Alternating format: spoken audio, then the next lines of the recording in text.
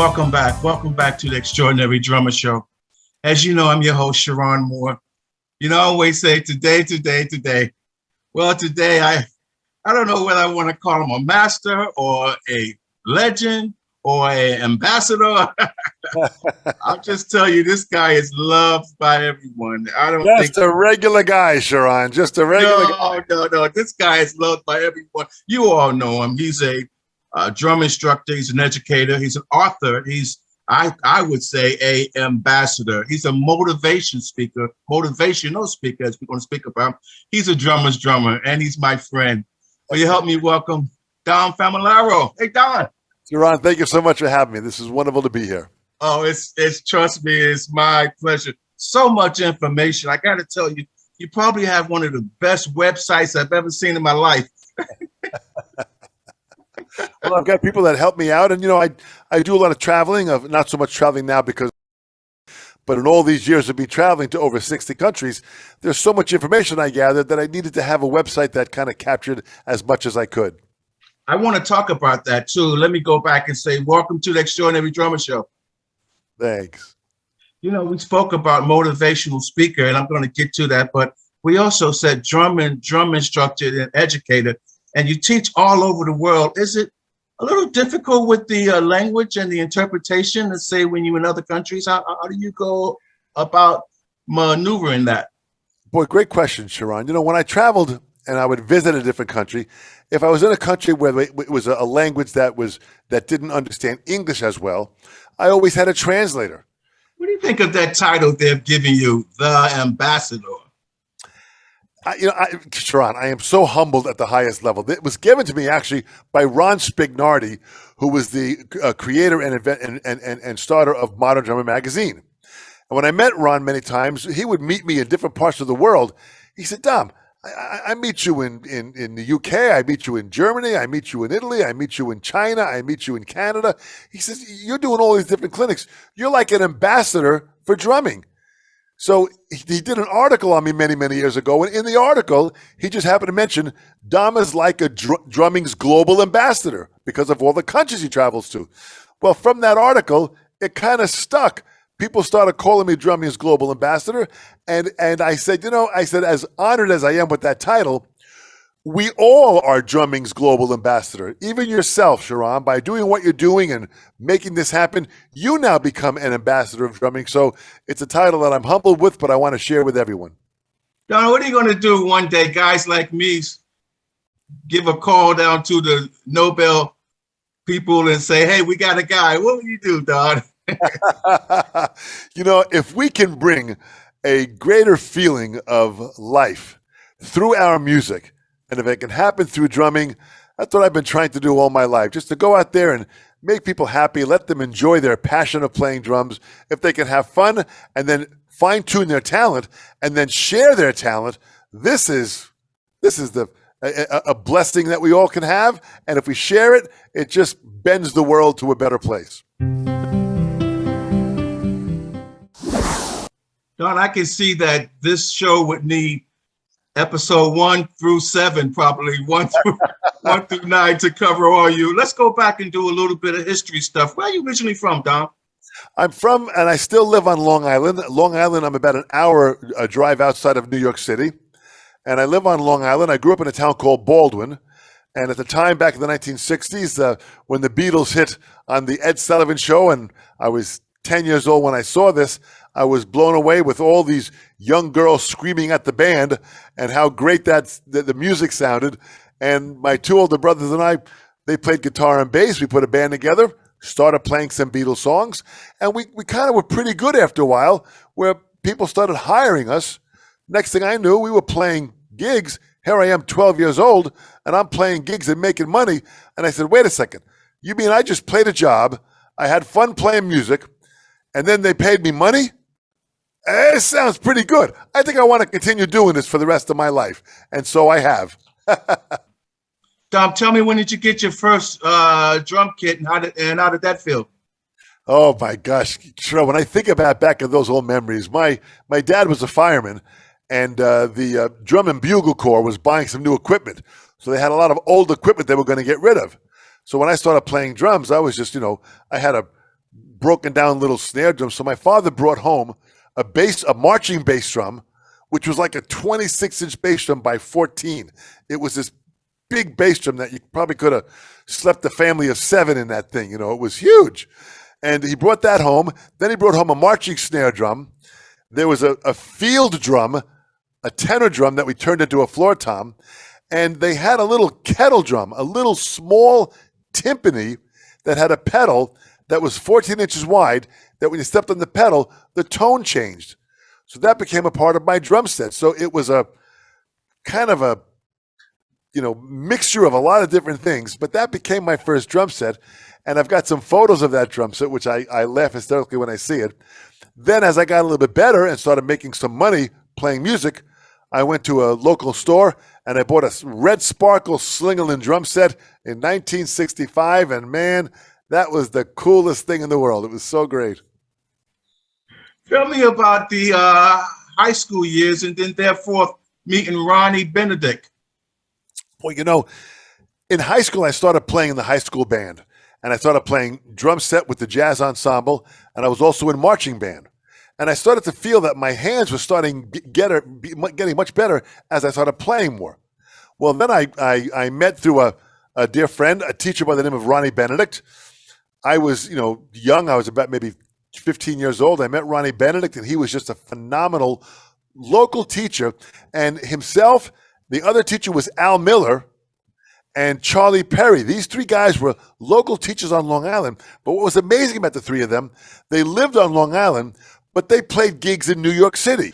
So every night I would go into New York from high school and go in there and see these great players play.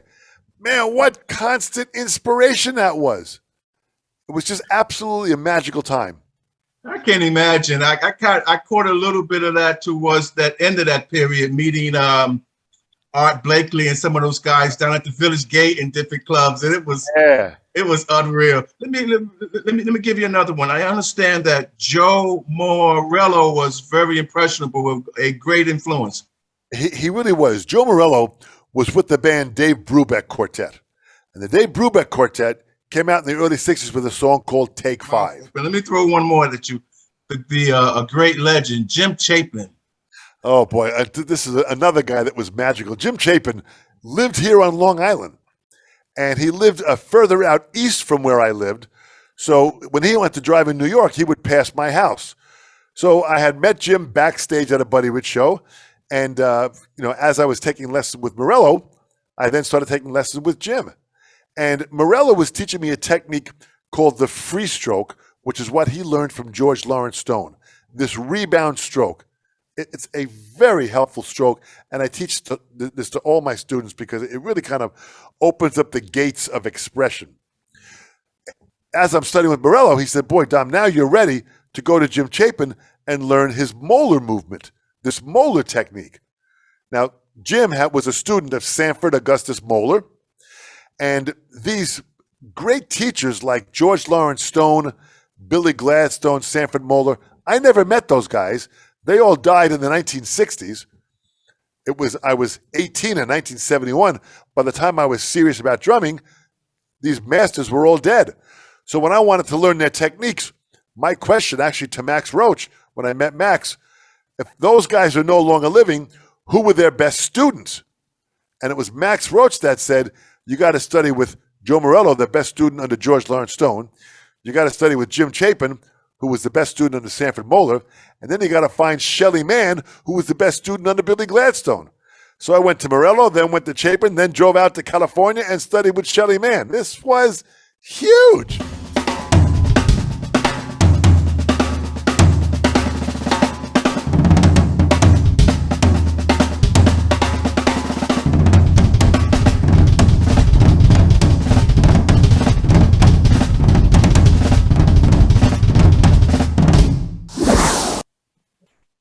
Let's talk drum technique.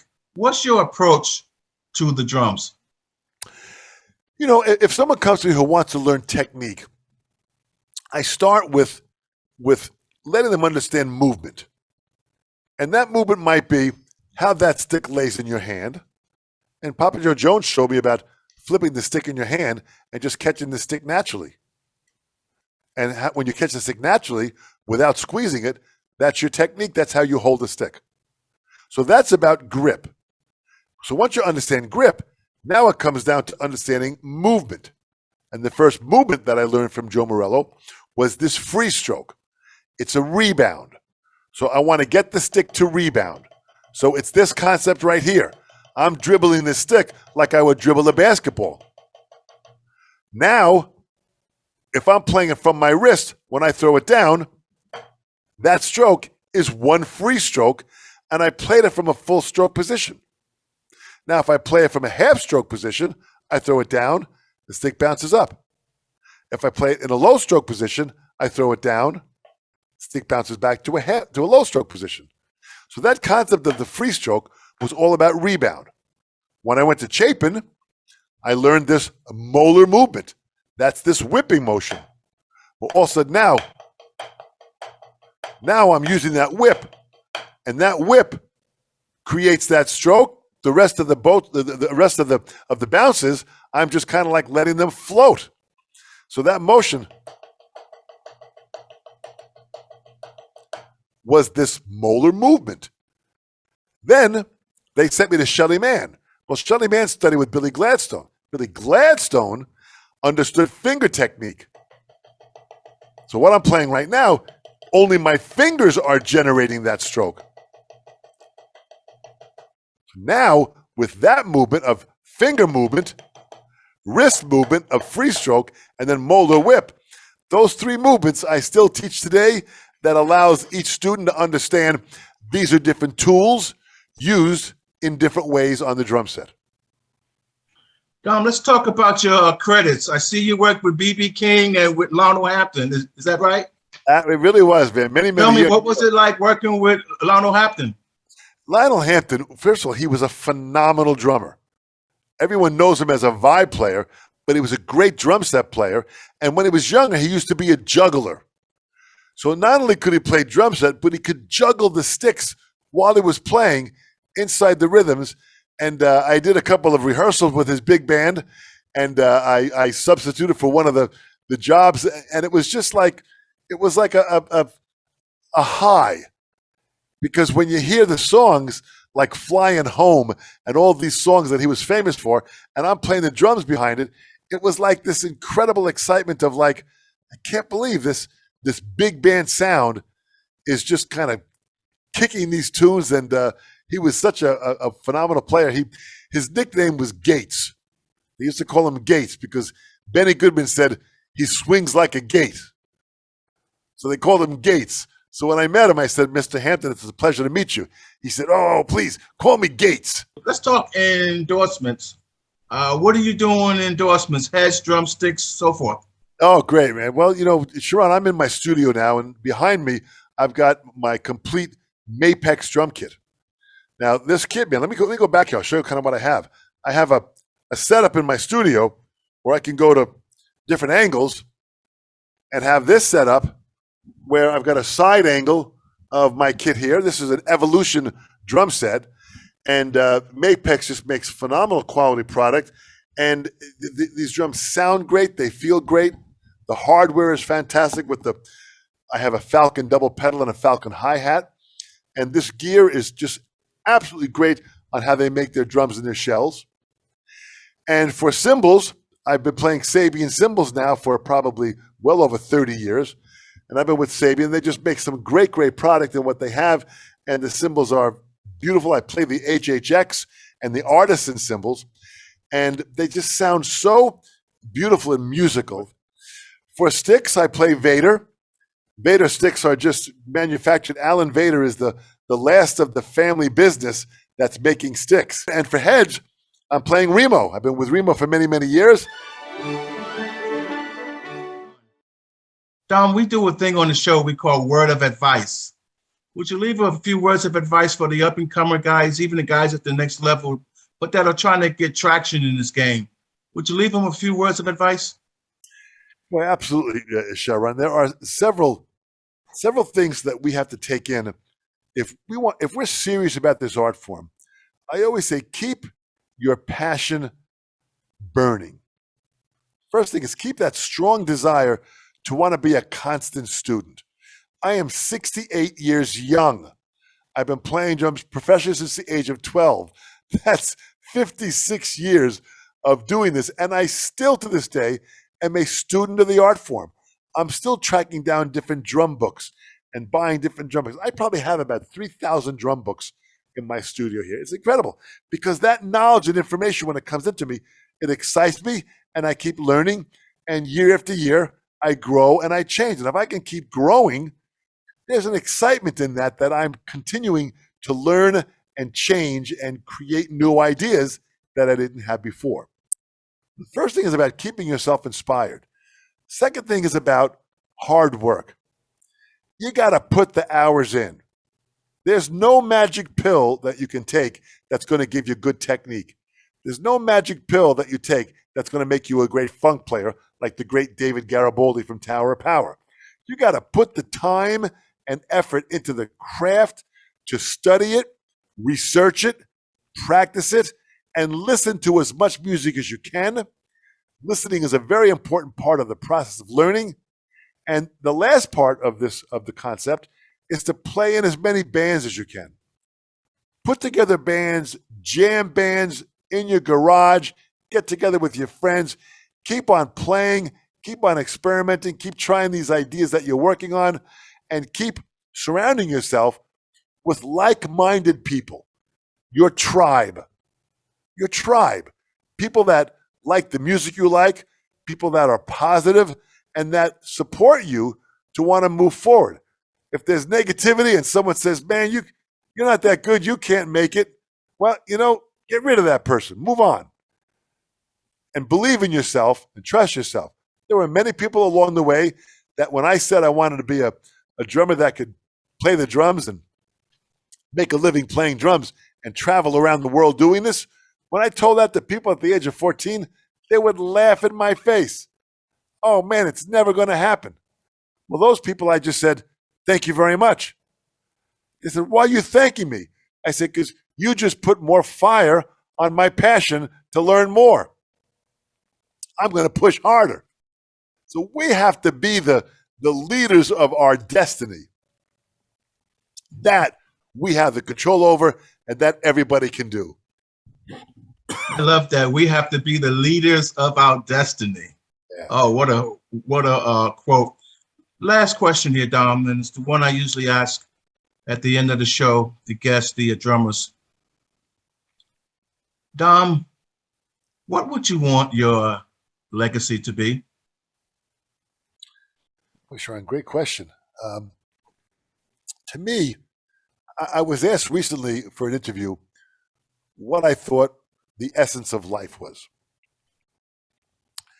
And they said, I know, Dom, this is a difficult question. It could take a long time. I said, not really. It's actually very simple to me. The essence of life is to matter, to make a difference. Simple as that. If I can use my drumming skill and my ability to inspire others and bring them to a higher level of enjoyment through music, that's great. That's my essence. If I can write a drum book when I'm long gone and some young kid picks up that drum book and goes through it and gets an idea out of it, from my grave, just like the great Jimmy Chapin. Jim Chapin's book is here. I just had a lesson with a kid and took him through the book.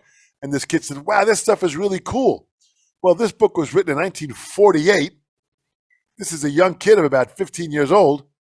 And Jim died in 2009.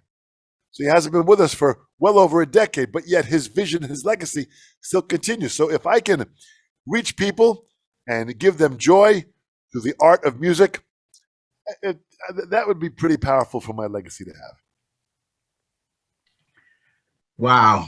And I just know that 50 years from now, they're going to say, Dom showed it to me. Dom taught me. Dom, let me say thank you so very much for being on the Extraordinary Drummer Show. Cheron, thank you so much, man. I think what you're doing is a great service. You are an ambassador to what's happening. You do great research and the great questions. And this is the message that when, again, I'm long gone, as someone watches this message and listens to it and gets a little bit of inspiration, we together, you and I, we've done our job. Sir. Will you help me wave goodbye to all the fans, Don? Absolutely, guys. Enjoy, man. Stay well, happy, and healthy. Go out there and get them and give it all you got. Thank you, Don.